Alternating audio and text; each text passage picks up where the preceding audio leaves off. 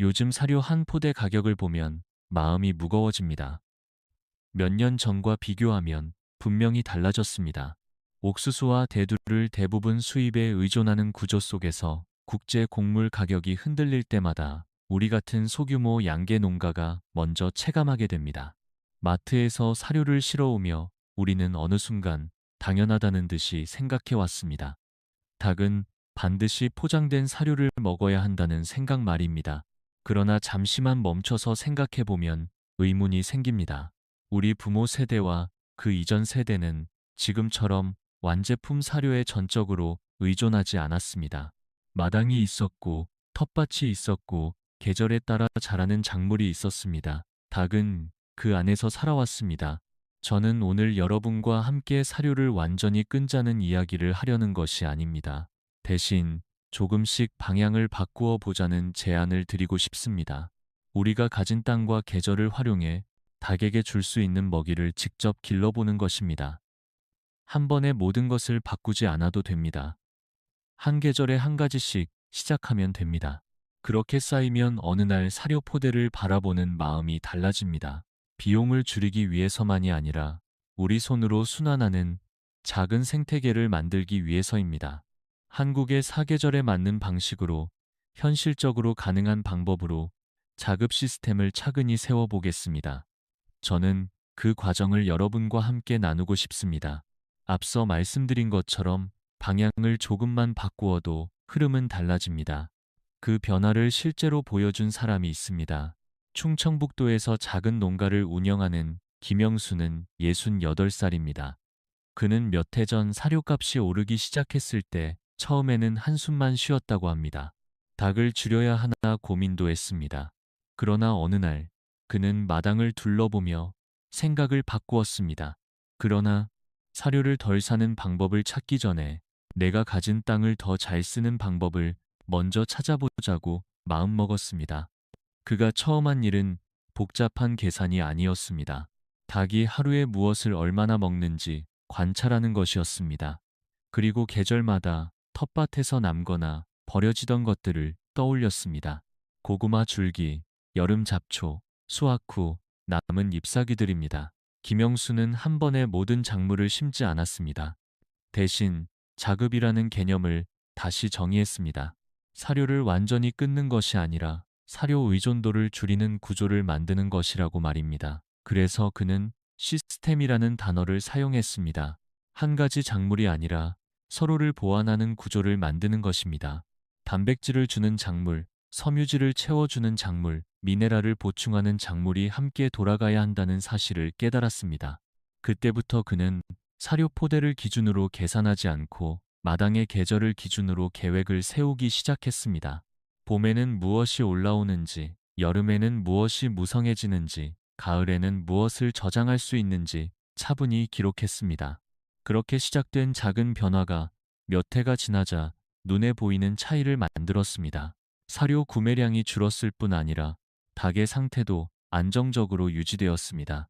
이 경험은 우리에게 중요한 질문을 던집니다. 우리는 무엇을 더 사야 할지 고민하기 전에 무엇을 더 키울 수 있을지 먼저 생각해 보았는가 하는 질문입니다. 이제 그 답을 구체적인 작물 이야기로 하나씩 풀어보겠습니다. 김영수가 가장 먼저 주목한 부분은 단백질이었습니다. 닭의 성장과 산란을 안정적으로 유지하려면 결국 단백질 기반이 흔들리지 않아야 한다는 사실을 그는 경험으로 알고 있었습니다. 그래서 그는 여름철에 집중할 수 있는 자원을 찾기 시작했습니다. 한국의 여름은 덥고 습하지만 동시에 식물이 폭발적으로 자라는 시기이기도 합니다. 이 계절을 이용하지 못하면 자급 시스템은 반쪽에 그칠 수밖에 없습니다. 전라남도에서 농사를 짓는 박철수는 71살입니다. 그는 작은 비닐하우스 한쪽에 모링가를 시험적으로 심어보았습니다.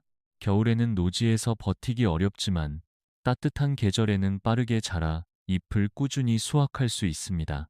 그는 잎을 생으로 조금씩 섞어주거나 말려서 가루로 만들어 보관했습니다.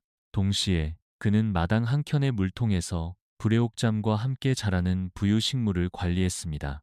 특히 오리풀과 비슷한 작은 수생식물은 여름 햇볕만 충분하면 빠르게 늘어났습니다. 그는 닭 분뇨를 희석해 물에 넣어 주었고 그 영양분이 다시 식물을 키웠습니다. 그 식물은 다시 닭에게 돌아갔습니다. 이렇게 단백질을 제공하는 자원이 계절 속에서 자라기 시작하자 사료 의존도는 자연스럽게 줄어들었습니다. 중요한 점은 한꺼번에 많이 주는 것이 아니라 다른 녹색 작물과 함께 균형을 맞추는 것이었습니다. 단백질이 충분해지자 닭의 깃털 상태와 활동성이 안정되었고 산란 주기도 크게 흔들리지 않았습니다. 결국 여름은 위기의 계절이 아니라 단백질 기반을 다지는 기회의 계절이 될 수 있다는 사실을 그는 몸으로 확인했습니다. 이제 단백질이 채워졌다면 그 영양을 제대로 흡수하도록 돕는 요소가 필요합니다. 그래서 다음 단계는 소화와 균형에 관한 이야기입니다. 단백질 기반이 마련되었다고 해서 시스템이 완성되는 것은 아닙니다. 몸에 좋은 것을 많이 준다고 해서 모두 흡수되는 것은 아니기 때문입니다. 그래서 김영수는 다음 단계로 소화의 균형을 고민했습니다. 여름철 충청과 전라 지역은 습도가 높고 기온이 빠르게 오릅니다. 이 시기에 닭은 먹는 양이 줄어들기도 하고 분변 상태가 불안정해지기도 합니다. 그는 텃밭에서 이미 넉넉히 자라고 있던 고구마 줄기를 떠올렸습니다. 우리는 보통 뿌리를 수확하지만 줄기와 잎은 쉽게 버려집니다. 그러나 잘게 썰어주면 닭은 그것을 자연스럽게 쪼아 먹습니다. 섬유질이 풍부한 잎은 소화를 천천히 돕고 장의 흐름을 안정시키는 역할을 합니다. 여기에 호박잎이나 배추 겉잎을 조금씩 섞어주면 수분과 부피가 더해집니다. 이민호는 강원도에서 농사를 짓는 73살의 농가입니다. 그는 여름마다 닭의 활동성이 달라지는 것을 보며 고민해 왔습니다.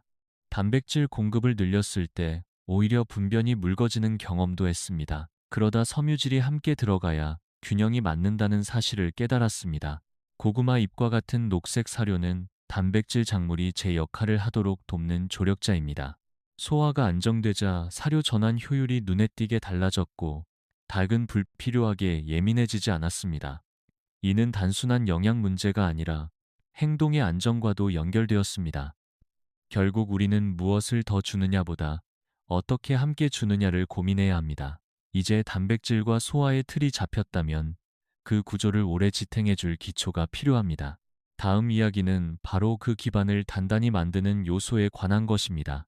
단백질이 채워지고 소화의 균형이 잡혔다면 이제 남는 질문은 이것입니다. 이 구조를 어떻게 오래 유지할 것인가 하는 문제입니다. 눈에 잘 보이지 않지만 닭의 몸을 지탱하는 뼈와 껍질, 그리고 전체적인 체력을 떠받치는 요소는 결국 미네랄입니다. 강원도에서 농사를 짓는 이민호는 겨울이 길고 추운 지역에서 닭을 키우며 그 중요성을 절실히 느꼈습니다. 기온이 떨어지면 닭의 활동은 줄어들고 작은 영양 불균형도 더 크게 드러납니다. 그는 여러 해 전 컴프리를 심었습니다.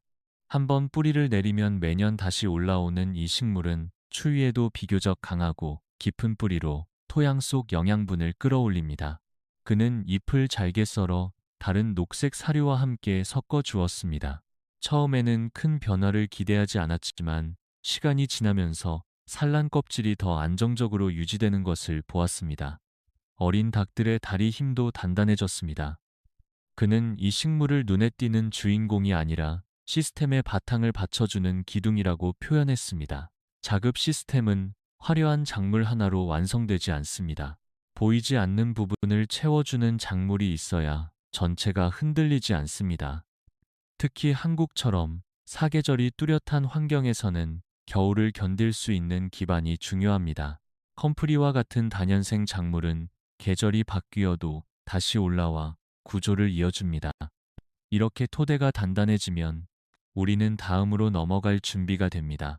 계절이 전환될 때 흔들리지 않도록 연결해줄 작물이 필요합니다.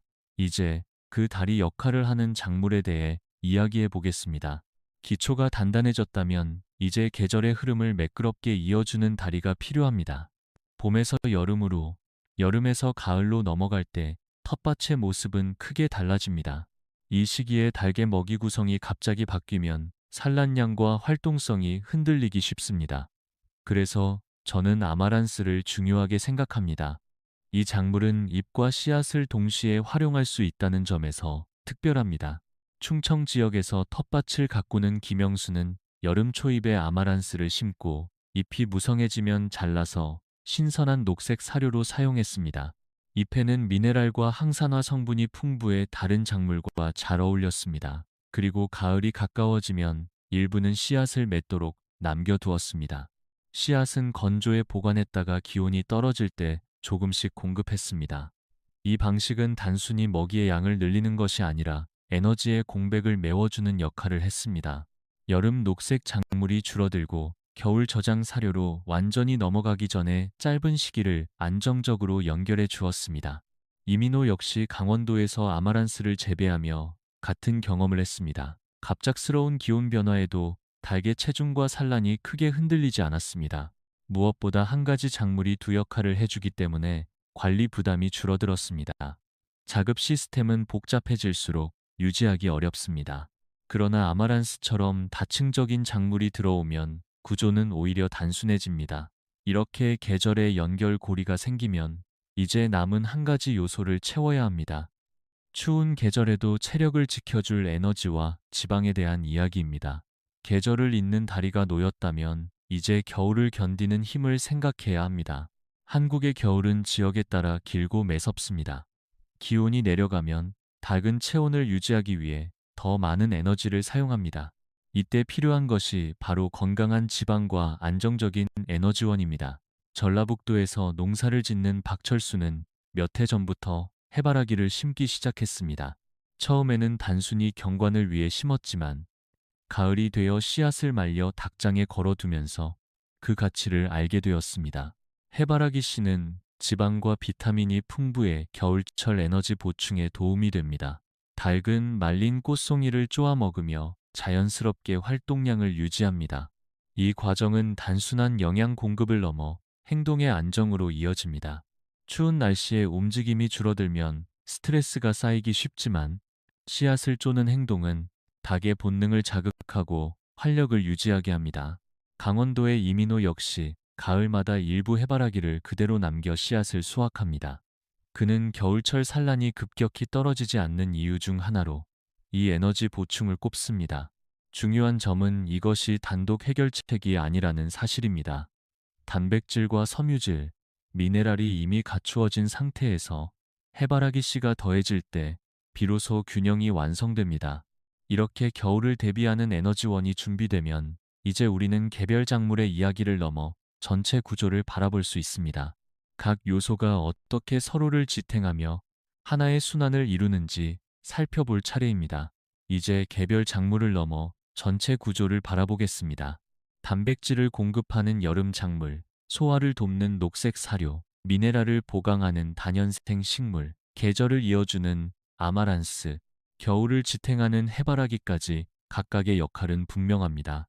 그러나 진짜 변화는 이 요소들이 하나의 흐름으로 연결될 때 시작됩니다. 충청북도의 김영수는 몇 해 동안 이 구조를 다듬으며 하나의 순환을 만들었습니다. 닭이 먹고 남긴 분뇨는 퇴비가 되어 밭으로 돌아갑니다. 그 밭에서 자란 작물은 다시 닭에게 공급됩니다. 여름에 키운 수생식물은 닭의 단백질이 되고 닭의 배설물은 다시 물속 식물의 영양이 됩니다. 이렇게 닫힌 고리가 생기면 외부에서 들어오는 자원은 점점 줄어듭니다. 물론 완전히 끊어지지는 않습니다. 그러나 비율이 달라집니다. 사료가 중심이 아니라 보조가 됩니다. 이 구조의 핵심은 욕심을 내지 않는 것입니다. 한 번에 모든 작물을 심으려 하면 관리가 무너집니다. 이 대신 한 계절에 한 가지씩 더해가며 균형을 맞춥니다. 강원도의 이민호도 같은 방식을 택했습니다. 또 그는 먼저 컴프리를 정착시킨 뒤 다음 해에 해바라기를 늘리고 그 다음 해에 아마란스를 추가했습니다. 매년 작은 조정이 있었지만 방향은 같았습니다. 닭이 땅을 돕고 땅이 다시 닭을 돕는 구조를 만드는 것입니다. 이런 순환이 자리 잡으면 농장의 분위기 자체가 달라집니다. 닭의 움직임과 텃밭의 변화가 하나의 리듬을 이룹니다. 이제 남은 것은 이 시스템을 어떻게 현실적으로 시작할 것인가에 대한 구체적인 방법입니다. 이제 구조가 보이기 시작했다면 남은 과제는 실행입니다. 많은 분들이 이 단계에서 망설입니다. 어디서부터 시작해야 할지 모르겠다고 말합니다. 그러나 자급 시스템은 거창한 계획이 아니라 작은 선택에서 출발합니다. 김영수는 처음에 단 하나의 작물만 정했습니다. 자신이 가장 잘 키울 수 있고 지역 기후에 맞는 작물이 무엇인지부터 생각했습니다. 충청 지역의 토양과 기온을 고려해 그는 고구마 줄기와 컴프리부터 시작했습니다. 그 다음 해야 해바라기를 늘렸습니다. 박철수 역시 전라남도의 비교적 온화한 기후를 활용해 모링가를 시험 재배했습니다.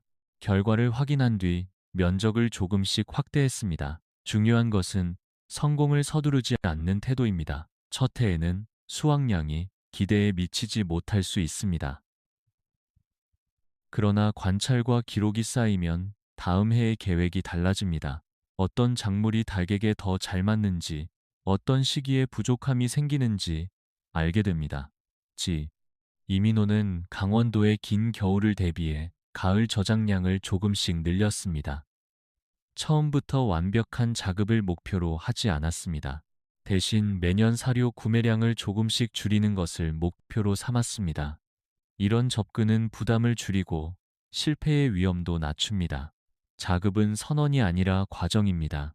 닭의 반응을 보고 땅의 변화를 느끼며 조정하는 시간의 축적입니다.